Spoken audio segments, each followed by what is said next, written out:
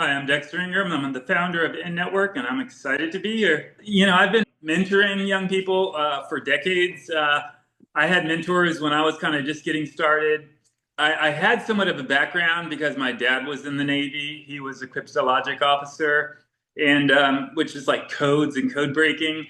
So I knew about the Navy. I knew about that side of the military. So what I did when I graduated was I enlisted in the Navy and got a scholarship to college and went to Hampton University, did Navy ROTC, and I got my commission.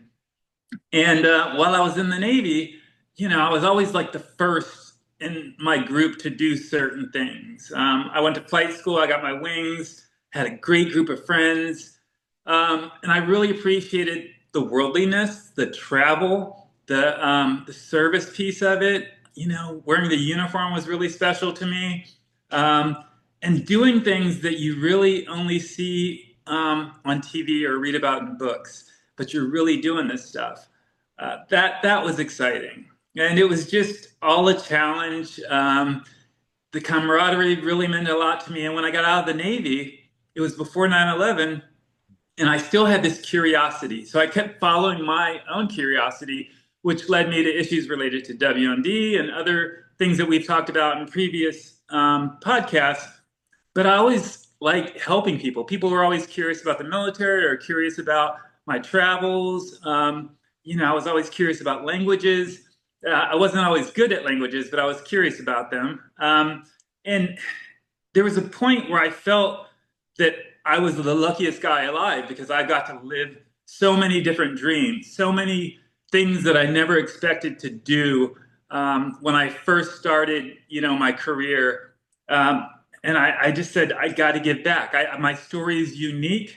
I think if I tell my story, hopefully it'll inspire young people. And that's what it's been about. It's been about getting in front of young people, letting them see somebody who's not much different from them. Sometimes I look like them. Maybe they haven't thought about moving outside their town or jobs outside of, jobs we see every day, maybe a nurse, maybe a teacher. And those are wonderful jobs. But I want them to think about being a diplomat or an intelligence officer, or joining the Peace Corps, or working for the UN, or just anything that is maybe somewhat different from what they've been exposed to. So you can tell I get excited about this. That's always been my passion. I said to myself when I retire, I want to do two things. I want to be on the board of the Spy Museum, and I want to create a nonprofit. And I'm not retired yet, and I've been on the advisory board of the Spy Museum for going on 4 years now, which has been an absolute blessing. And about a little over a year and a half ago, we founded In Network. The purpose of In Network was to be intentional about reaching out to underrepresented communities, but it's for everybody. Doesn't matter who you are. If you are between the ages of 13 and 26, you have a curiosity about travel, if you want to serve, if you want to work with a group of like-minded people, that's what In Network is. We look at fellowships, we look at internships, we look at scholarships, we try to bring in experts. Luckily, I have such an amazing group of friends that I've worked with over the past 30 years that they're all, somewhat experts in their chosen fields. So when you look at who we have speaking at each one of these podcasts or webinars, they literally are the top of their game in the country, which is absolutely amazing. And they're all leaning in and saying, how can we help? When I first started this, I really thought it would just be me for a while, kind of working the issues in my spare time. And that's not the case. The real story behind In Network was all the young people that approached me on LinkedIn, because it was the only thing that I was on. And I was like, okay, there's a curiosity here. And when I spoke to them, I have my dad part of being like a good human, don't be a jerk, be curious, be vulnerable, help people. And that seems to resonate with a lot of folks. And everything, my time is my time. I don't want to charge anybody for In Network at all. Every bit of money I make, on the side, I try to contribute and put into In Network. But the youth ambassadors that came about in the first 6 months of In-Network were just amazing. And you were one of the leaders in that pack, Cassian. But then we had Vanessa approach me, and this was a mom getting her PhD in Texas who said, "Hey, I want to be a part of this. How can I help with this?" And I'm thinking, okay, maybe, now and then, she'll contribute, but a year later, she puts in more work than any of us most of the time. And everybody's not doing this because we're not getting paid for it. We're doing it out of the love of it. We were approached by Globally, which is a really amazing umbrella organization that oversees a number of nonprofits like Young Professionals in Foreign Policy and Public Policy New Voices. And when they came to me and said, "Hey, we'll help with your development, we'll help with your implementation of your programs, you kind of fit a niche for us, fill a niche for us." I thought it was too good to be true, and it's been a great partnership. We've had a successful launch. We've had a number of webinars. We have interns now. We have weekly meetings and bi-weekly meetings. It's kind of taken on a life of its own. And the support we've gotten from the community, whether it's Homeland Security, diplomats at the State Department, intelligence folks from the Department of Energy, from the CIA, from the DIA, it's been refreshing. So that's a long way of saying that I'm still kind of shell-shocked, still kind of overwhelmed. I get choked up a lot when I see the great things that young people are doing. One of our original youth ambassadors called me yesterday, and I was one of the first people he called, and he said, "I just got into law school, and I just wanted to share that with you." And I was in my car dropping off my sons, and I was getting choked up because I had seen the journey and the support and the camaraderie that kind of has gone into it. I think I probably talk to anywhere from 5 to 7 young people a week. Just I take out 15-minute times of my day. People might approach me on LinkedIn. Just now, my son was in a session with the Colonial Business Instructors. I took a meeting from the car, and the young lady was in Copenhagen doing an overseas internship, and she lives in New York normally. And just kind of talking about my journey, looking at the challenges of getting fellowships and internships right now because there is a hiring freeze, looking at options. I talked to somebody the other day who basically said, I have this Peace Corps offer to work in the Dominican Republic for 2 years. And I said, that's amazing. This point in time, that's something you should absolutely do. And it was just neat to kind of talk through it with them and for them to have that validation. I think, when it's just you and you're kind of in your head and in these thoughts, you don't know if you're off track or not. And if you get to talk to me or any of my friends or any of the youth ambassadors that are part of a network who have been around this for a while, there's a validation. There's a sense of, okay, I'm on the right track. I can exhale a little bit. I tell people sometimes there's no advice I can give you. You're right where you need to be. And just knowing that does a lot for them.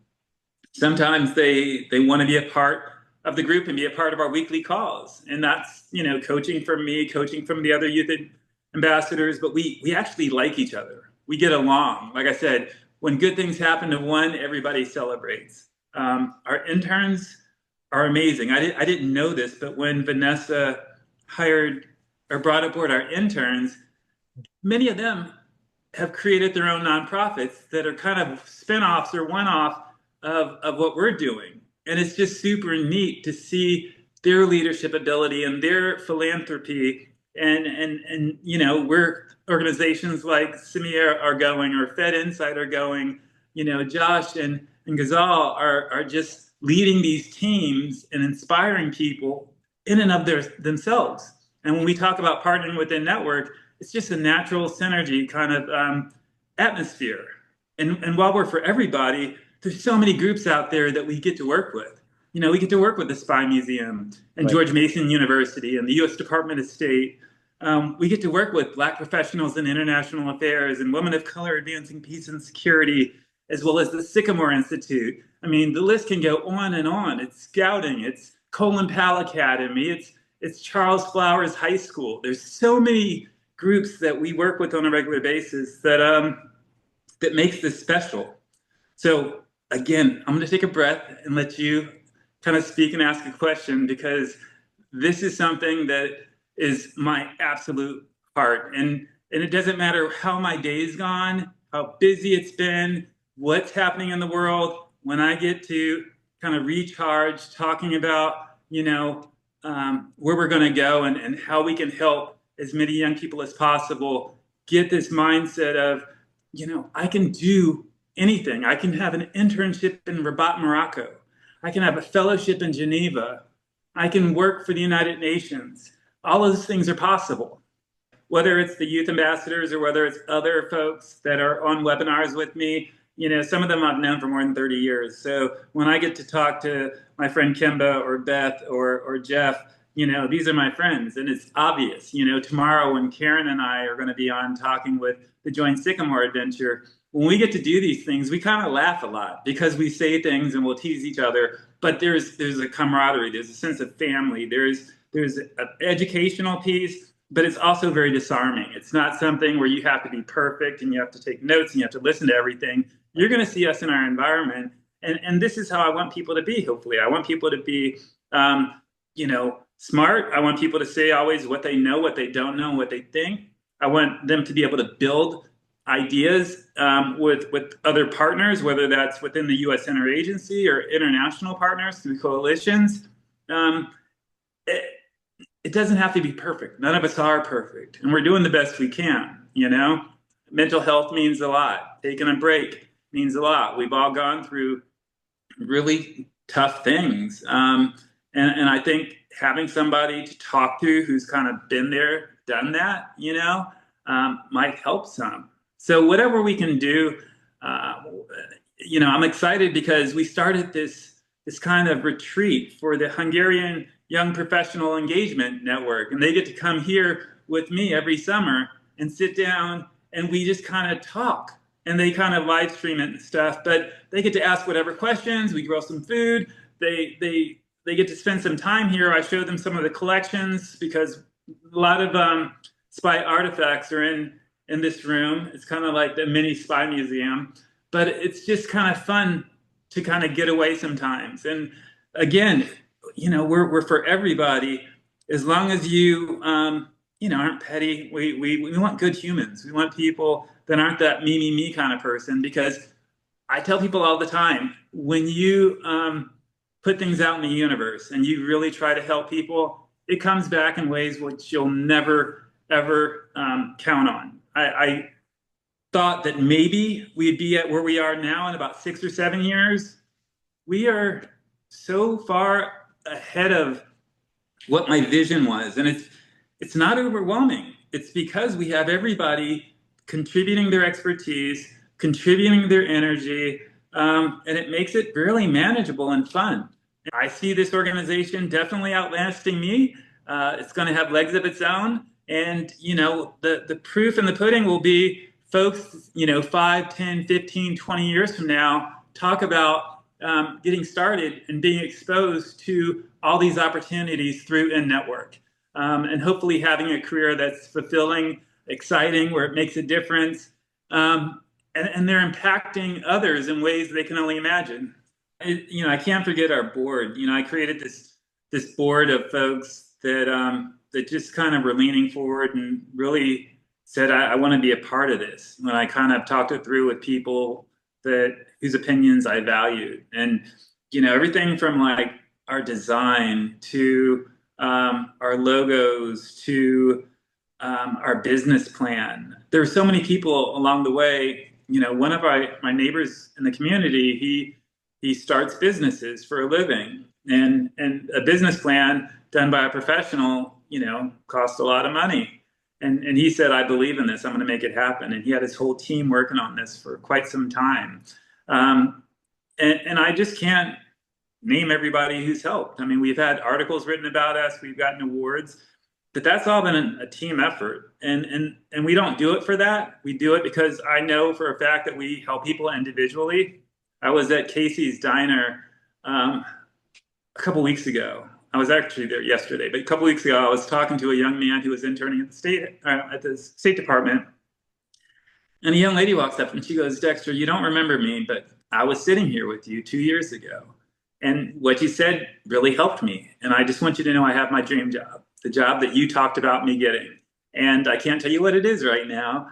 We can talk another time, but thanks." And I just was like, wow, because you don't know sometimes how your advice or input does help people, but it matters.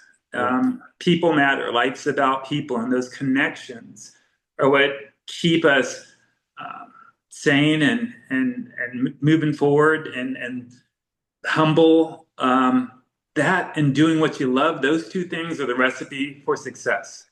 Normally, if you have that connection with people and you do what you love, you're going to do what you love well. People are going to think about you when opportunities present themselves, and you're just going to have this career that I think you really don't even understand what it's going to look like yet. So it makes me super proud, super happy. It's like that Dr. Seuss book, All of the Places We'll Go. And, I used to read that to my boys when they were babies, thinking about their lives. But I think about all the young people that we talk to, folks that are coming out of foster care, folks that haven't had every opportunity, and some folks that have had a lot of opportunities but want to give back. We have such a rich network of people, smart people with all different backgrounds. So I'm excited to see where we go. And I'm just so grateful for you, Cassian, for leading this podcast and being a leader within network and just all you do. You give me energy, you give me hope, and I am forever grateful.